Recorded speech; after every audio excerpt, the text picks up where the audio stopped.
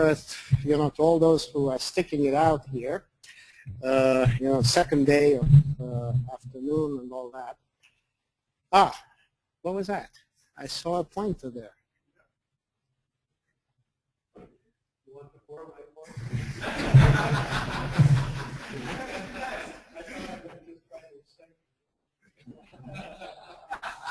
Okay. So, can everybody hear me? I mean, I usually prefer to stand in front and not there look at scans. Ah, no, I have to, yeah, sorry, I have to click. Okay, I guess I have to stand. Fine. So, these are the two lovely places where I reside and do my work, and each one of them is lovely. It's just the distance between them, which is a little bit annoying.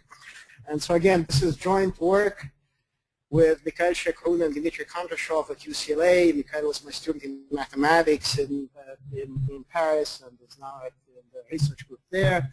Eric Simonet at the Institut Nonlinear de Nice, Shohong Wang, which I'm sure some of you know at Indiana, and Yazov Yapin, University of Nevada at Reno. So, Dave Yuan, when he kindly invited me, said, yes, but you have to say something about, the purpose of the meeting, which is to get something more going on math and the geosciences. So I have this picture actually from Eugenia Kalnai, who is Jules Charney's student, and I used it when I gave the Lorenz lecture to the AGU, but at the time Ed was still alive, so I had to modify it a little bit. So the point is the following, that, of course Ed Lorenz was much better known outside the meteorological community, but it was Jules Charney who was the greatest meteorologist of his generation, and I was truly shocked that one of the many, many meetings on math and climate in the geosciences I'm going to recently, seem to be mostly doing that, to find out that some of the young mathematicians who work on climate problems never heard the name of Jules Charney. So, this indicates that there is a lack of communication, between the two communities. In any case, both of them, they were born the same year, and unfortunately Jules passed away much earlier. But both of them started studying mathematics and ended up, for various reasons, because of the war essentially, doing meteorology. And at that time, it was quite clear, well, it was John von Neumann who, brought Jules Charney shortly after his PhD to the Institute for Advanced Studies, and they wrote a joint paper, Charney, Fjordhoft, and von Neumann, which was a basis of numerical weather prediction, such as we know and love it. And, at the time, it was quite clear that mathematics was important to understand all the three-dimensional flows and other things. But then it seemed for a while like computers and satellites might replace the math. But now it appears that these powerful tools require more math, not less, for their effective utilization. George actually pointed out that we are running into a wall, and it's sort of, I'm going to talk about this shock and, maybe how to get around the wall, okay? So, this is a disclaimer. I mean, I never took a course in meteorology, and I teach my students something that I don't know, okay? So, okay. So, the climate system is highly nonlinear and quite complex, and these are also buzzwords that you find somewhere at the beginning of the IPCC reports. And then you find no further trace of it throughout the hundreds of thousands of pages of the report. So its major components, the atmosphere, oceans, ice sheets, evolve on many space and time scales. And the predictive understanding of this system has to rely, of course, on the system's physical, chemical, and biological modeling, getting all the components sort of right as much as we can, but also on the mathematical analysis of the models that's obtained. That's why I think we are here together. So as I mentioned already, there's an approach which has developed because of all this complexity in the various scales, which is that of a hierarchy of models, okay, which allows them to give proper weight to the understanding provided by the simpler models, you know, mostly versus their realism, presumably provided by the more detailed ones. So you want to have sort of a back and forth between the toy or conceptual models and the detailed and quote-unquote realistic models, and of course between models and data. Now, why do I put realistic? Everybody understands why I put toy models and quotation marks. You know, people who do big models mean it as an insult. Oh, you're just doing toy models, you know. Of course, you know, Einstein pointed out that one should keep one's childish enthusiasm throughout one's scientific life. And now, why do I put quotation marks around the realistic? Well, you know, of course, numerical models of the atmosphere, oceans, coupled the climate system, etc., you know, do exhibit quite a few features which look, when visualized, like weather maps and things like that. But again, you know, the number of semi-empirical parameters in these models, you know, I always like to point out that, of course, these models are all wrong, but also somewhat useful, but that at least we do have some physical principles, which, for instance, economic models don't. Okay? There are no fundamental principles. You know, it's all empirical. Okay? On the other hand, there are all these parameters, and you know, I have listened recently to talks by people from two large groups, the one at Livermore, the other one in the UK, who've tried to do parameter sensitivity analysis of these general circulation models, GCMs. And they both decided that out of the over 100 parameters that are known to within a factor of 2 or of 10, there are 30-some really important ones. Okay? So now you can imagine what it means to empirically tune 30-some parameters. You know, I mean, on your hi-fi, you know, on your stereo dial, you have just one parameter and you can sort of find the station. But figure out, you know, what it would take you in terms of time and nervous energy if you had to look for your station in you know, 31 parameter space. Okay, so you know, as I said, this back and forth should facilitate the evaluation of forecasts, or whatever you want to call them, predictions, prognostications, Nostradamusifications, whatever. Okay, so I will try to go very quickly over the IPCC process, results, and further questions. Natural climate variability as a source of uncertainties. I will sort of skip sensitivity to initial data because that you sort of know by now, but I'll really talk about sensitivity to model formulation. And so uncertainties on how to fix them, maybe, maybe not. Structural stability and instability, and then bringing in stochastic processes and looking at random dynamical systems.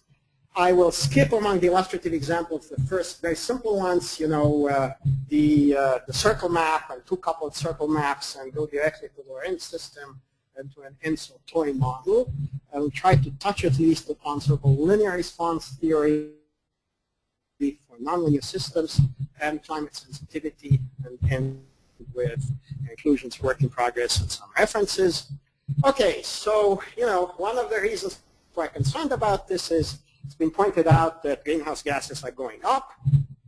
If all other things were equal, a back-of-the-envelope calculation shows that exponential increase in CO2 concentration should lead to linear increase in temperatures. It's not the same for other greenhouse gases, but that's the way it works for CO2. What we see instead of linear increase in temperatures is something much more complicated with ups and downs. As a matter of fact, you know, at the time when I was doing my PhD thesis at Courant, temperatures had been going down for the previous 3 decades. And the first concern, you know, in the early and mid-70s with anthropogenic climate change had to do with cooling. But of course, since temperatures have been going up, and, you know, it's got to do with us at least a bit, doesn't it? But on the other hand, we are sort of left with this quandary that in an idealized picture, if this is time, and this would be things like, what greenhouse gases should do to climate, all other things being equal, what is done is really this, much more complicated stuff. And, in terms of analyzing what comes out, what those big computers spew out, these IPCC simulations, for the first 3 reports, the results of all those hours of computer time were largely analyzed in terms of the scalar linear ODE.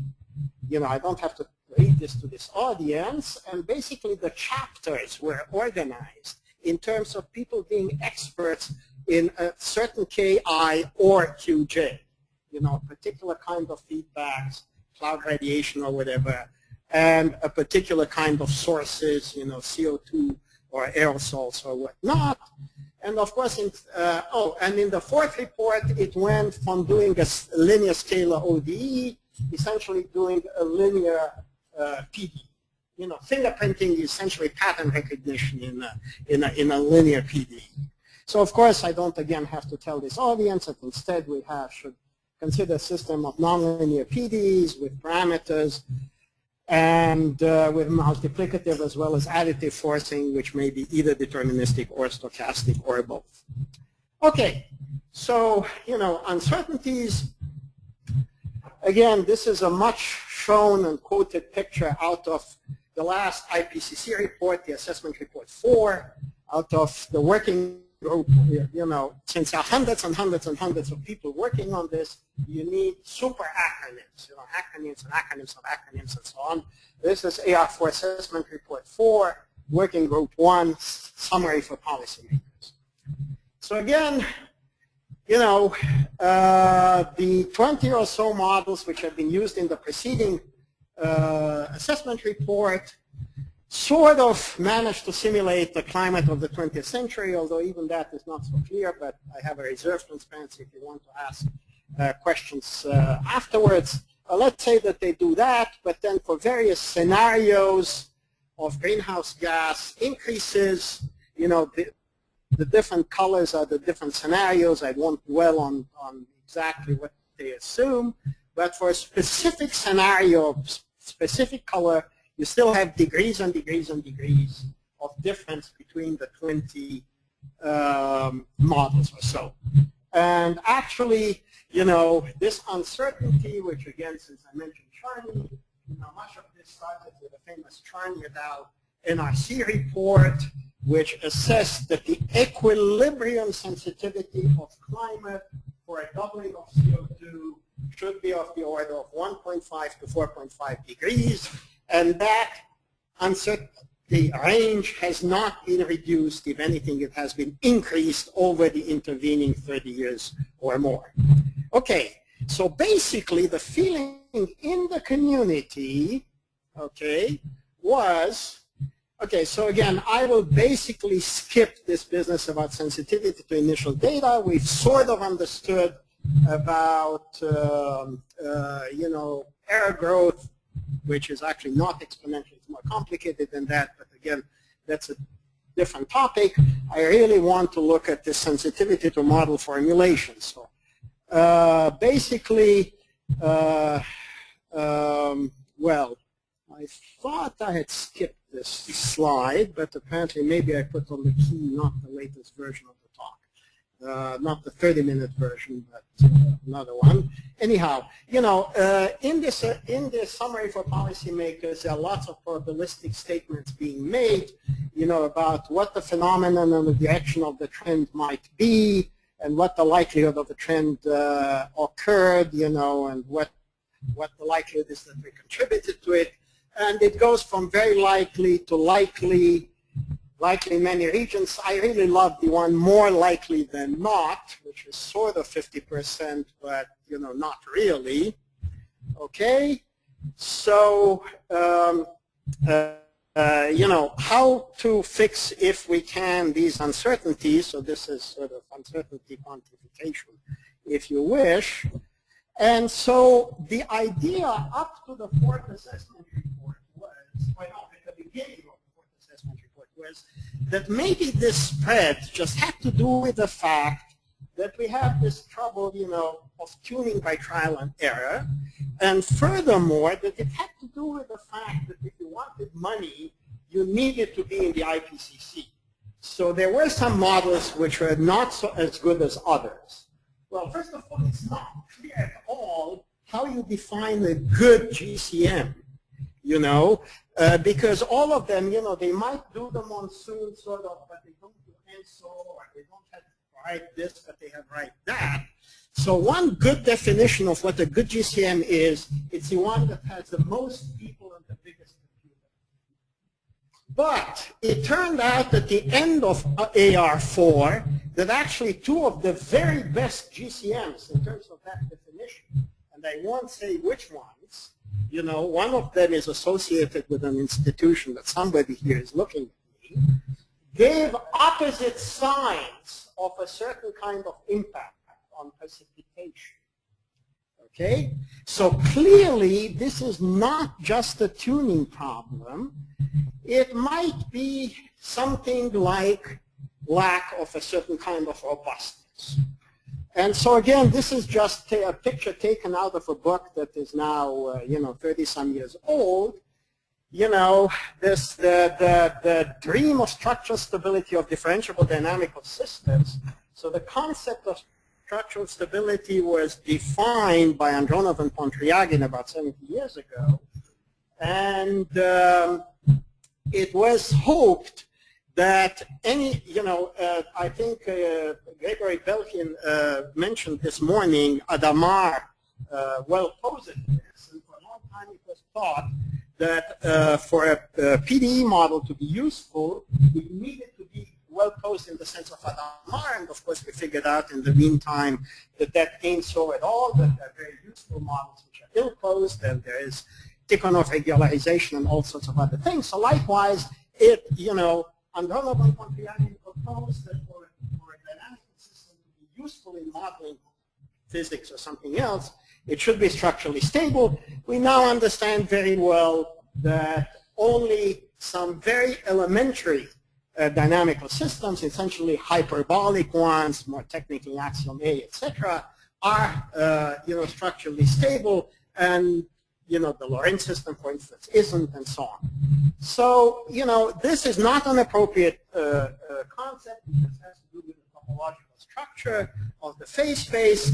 Maybe what we're more interested in is something like really stochastic structural stability or statistical stability. Again, I will try to come to those in a few minutes.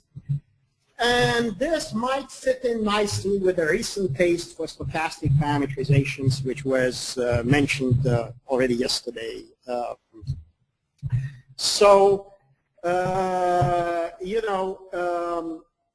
This is just an idea how important are different sources of uncertainty.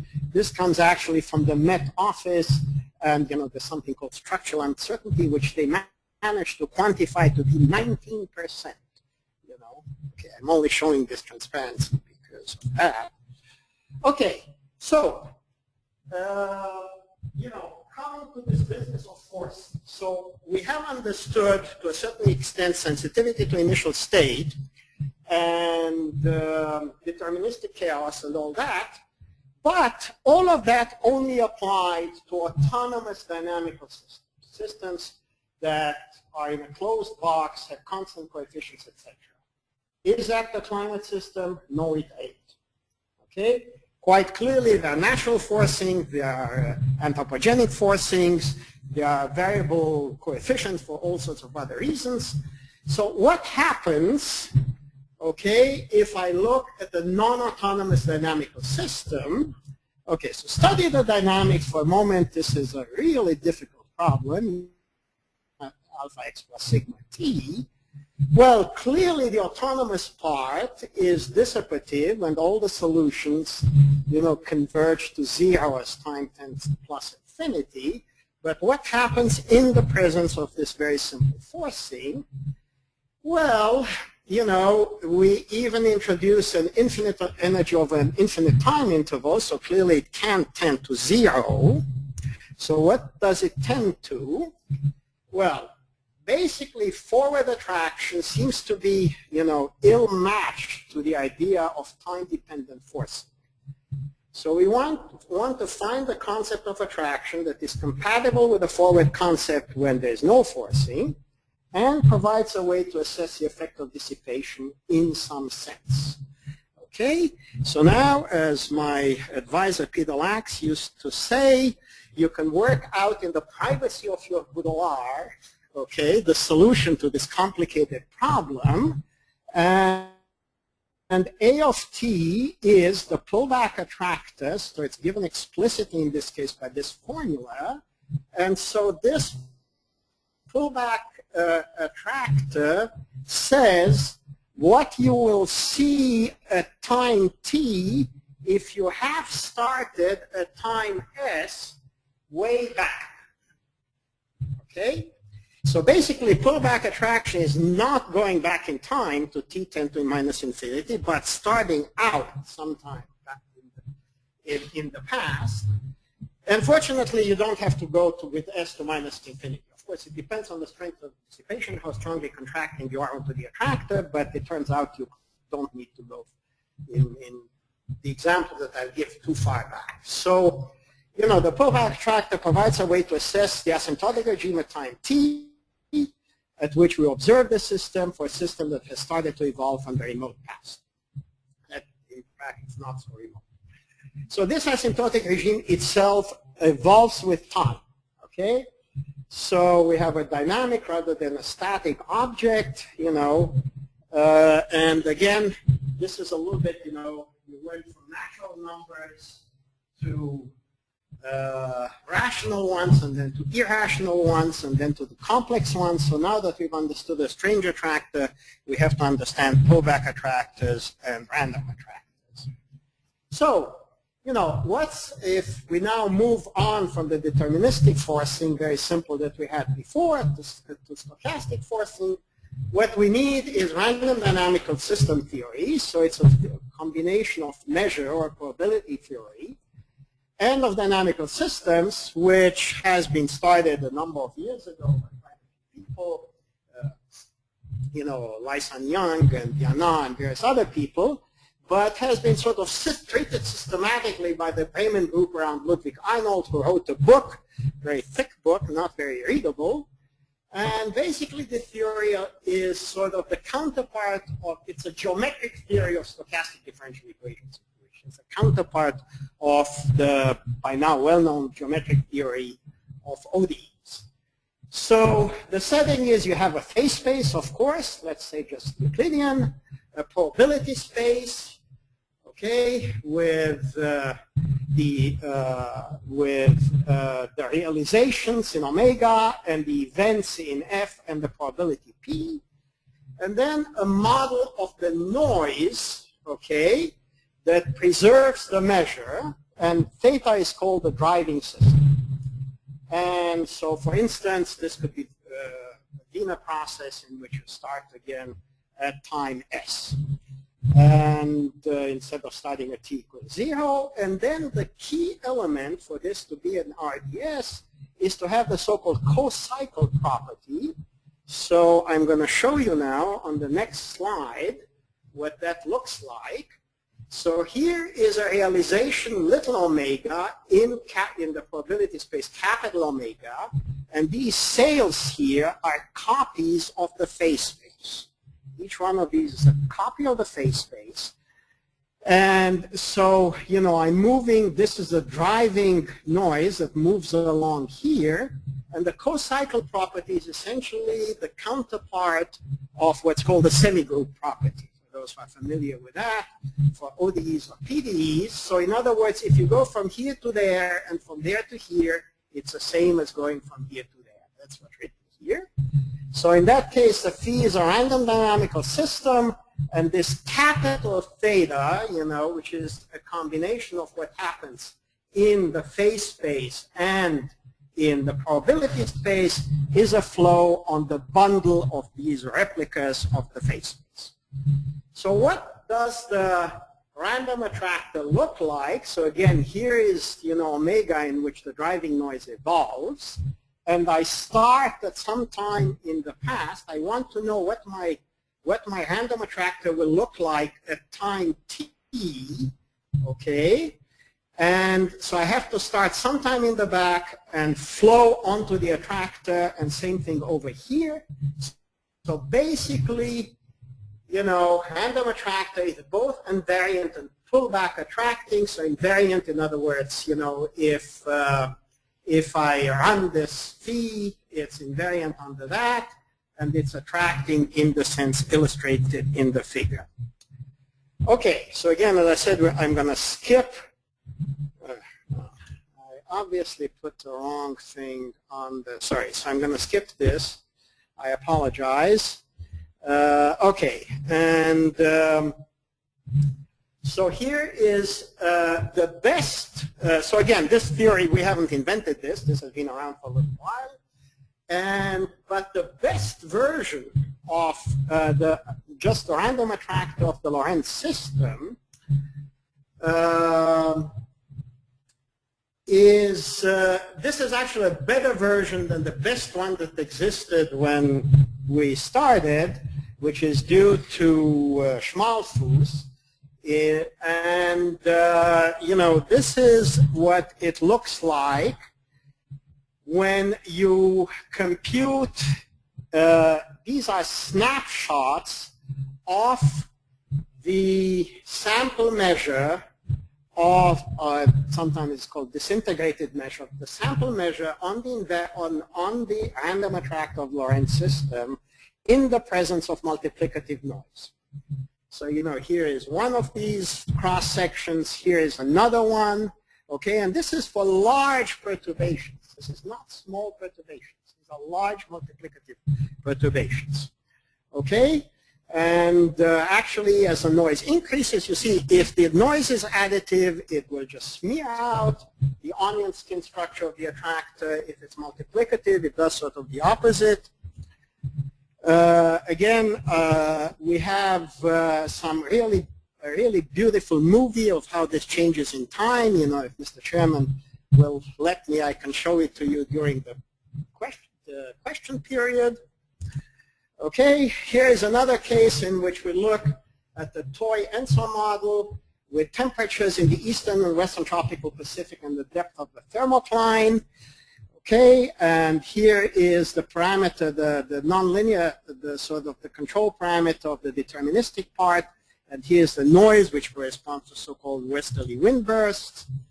And this just shows that actually you have sort of a Shilnikov horseshoe driven by noise. This is the amplitude of the noise here, and you are in a regime in which the deterministic system just has a limit cycle. You are below the bifurcation to a Shilnikov horseshoe, but here you have one driven by the noise.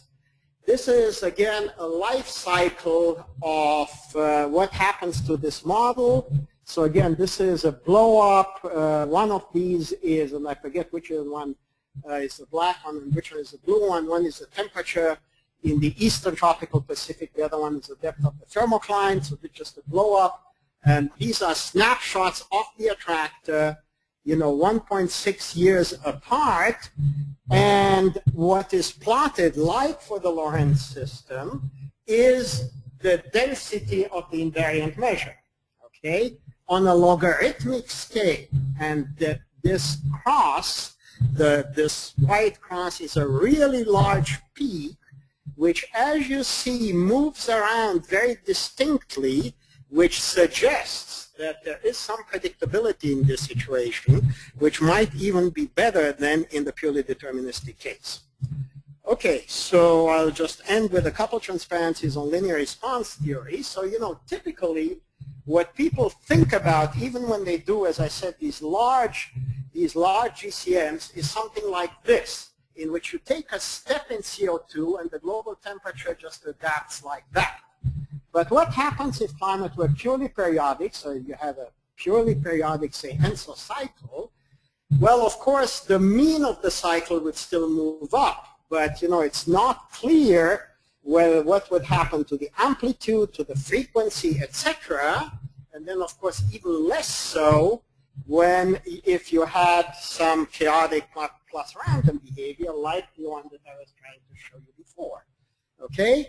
So basically, you know very well how to do sensitivity of fixed points, even in infinite dimensional spaces. No problem at all. If it's infinitely dimensional, you just take a Fréchet derivative rather than taking some other kind of derivative.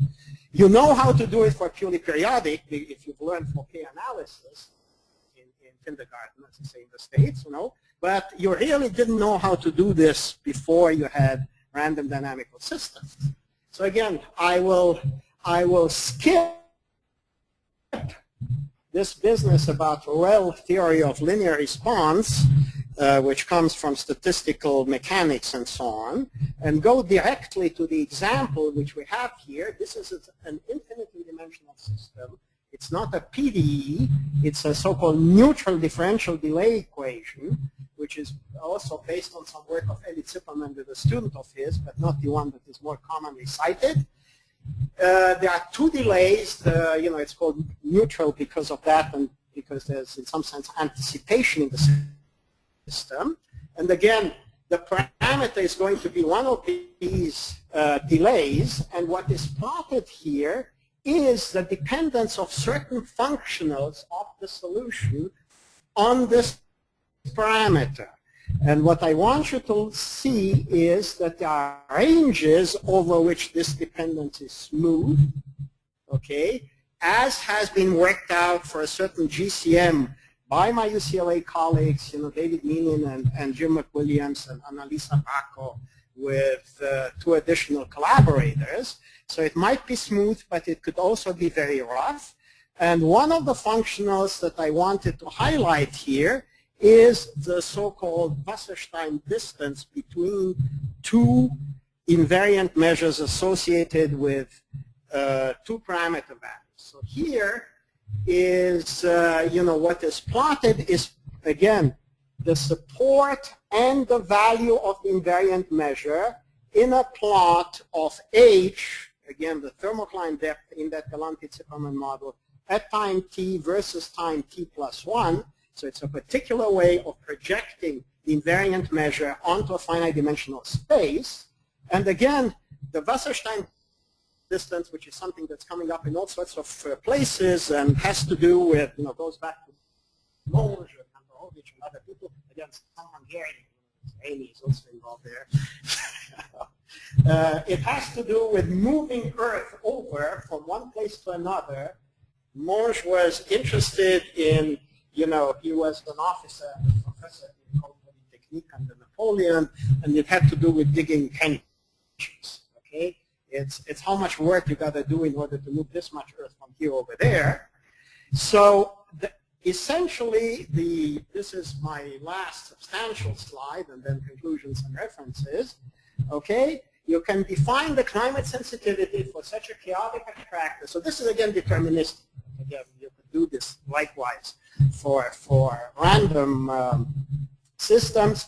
You define the climate sensitivity as opposed to the, being just a derivative of global temperature with respect to some parameter.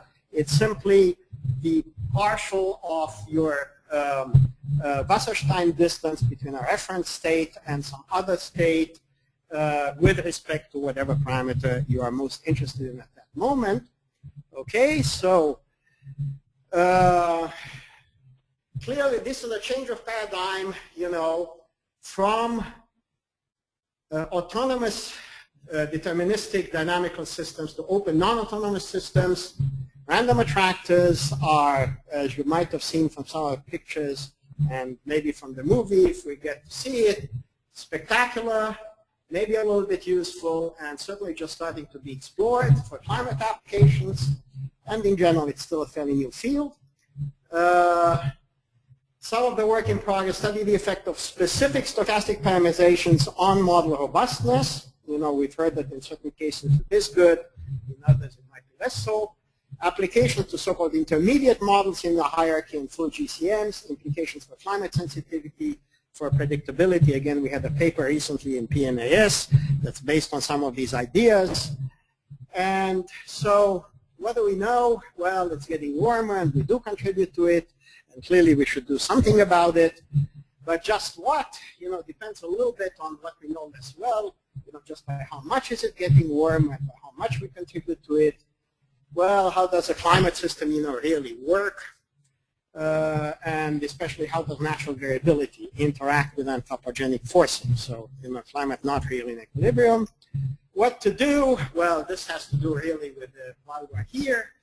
Of course, better understand the physics, chemistry, etc. of the system and its forcings, but also explore the models and the systems via the data it provides, robustness and sensitivity, study stochastic, structural, and statistical stability, as well as linear response. Again, I didn't have the time to talk about the so-called response function and about its Fourier transform, the so-called susceptibility function, which basically tells you how different periodicities like ENSO or Madden-Julian oscillation or whatever might react to changes in the forcing. And these are some of the general and more specific references. Thank you very much.